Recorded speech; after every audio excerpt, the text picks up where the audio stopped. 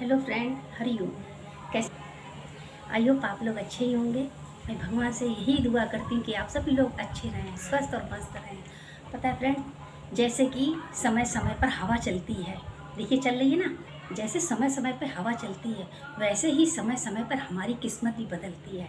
तो जब हमारी किस्मत खराब हो और हम परेशान हों, तो ये ना सोचें, सोच की परेशानी ना बढ़ाएं। सोचो मेरी किस्मत ज़रूर बदलेगी, ज़रूर बदलेगी। तो उस समय आप इंतज़ार करो। जिस प्रभु ने दिया है ये मानुष का तन, उसको याद, उसको याद करो। ये समा फिर रहे ना रहे, अब की बार, अब की बार, अब की बारी करो, उसको याद करो।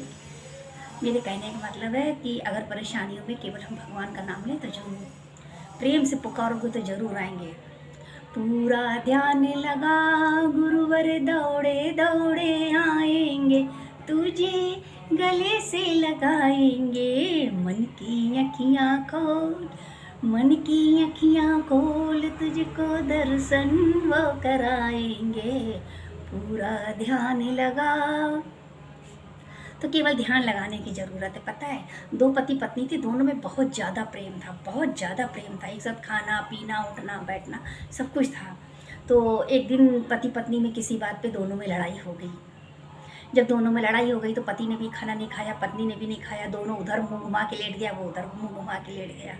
और पति को तो रात में खाना खाना, दूध पीना, गुड़ खाना, ये सब की उसको आदत है। उसको मतलब नींद नहीं आ रही थी, तो रात में वो उठा, धीरे से उठ के देखता है मेरी पत्नी सो रही है, और जल्दी से गया, घड़े से पानी निकाला और सोचा ला थोड़ा सा गुड़ भी ले लूँ।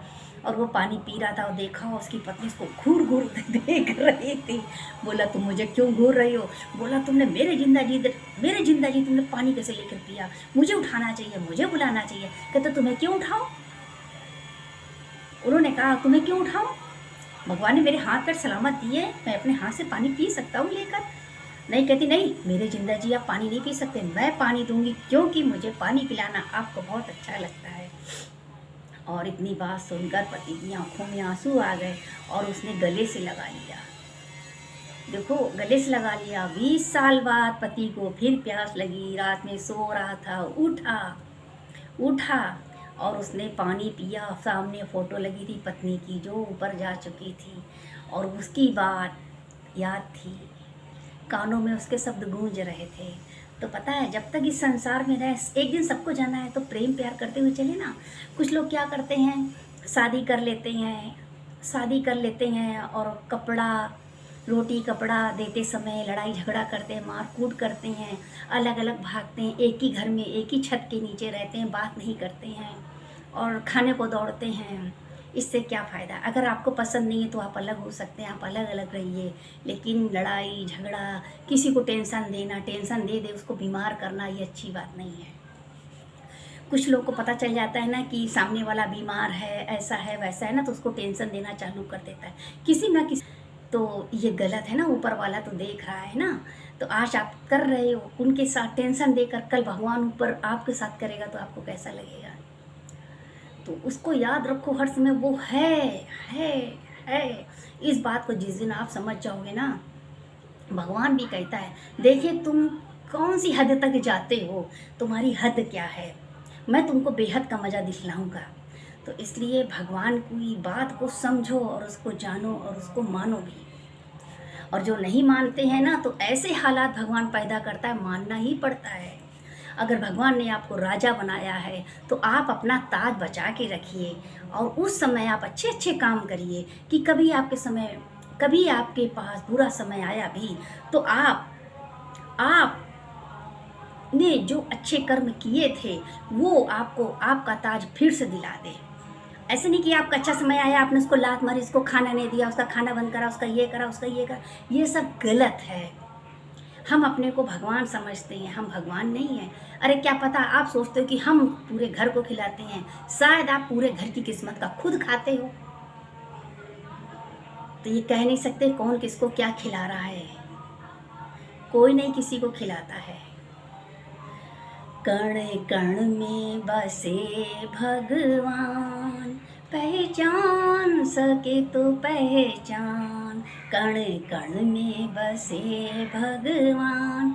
देखो भगवान हर जगह है, तो आप किसी मतलब किसी इंसान में, किसी पशु में, पक्षी में, पेड़ में, बहुत जगह आप किसी को दिल को दुखाते हैं ना, तो आपको ऊपर वाले की नज़र बड़ी तेज होती है, और जिस पे पड़ जाए उसका जीवन बड़ा सुलभ होती है, जिस पे भी उसकी नज़र पड़ जाए, समझे ना।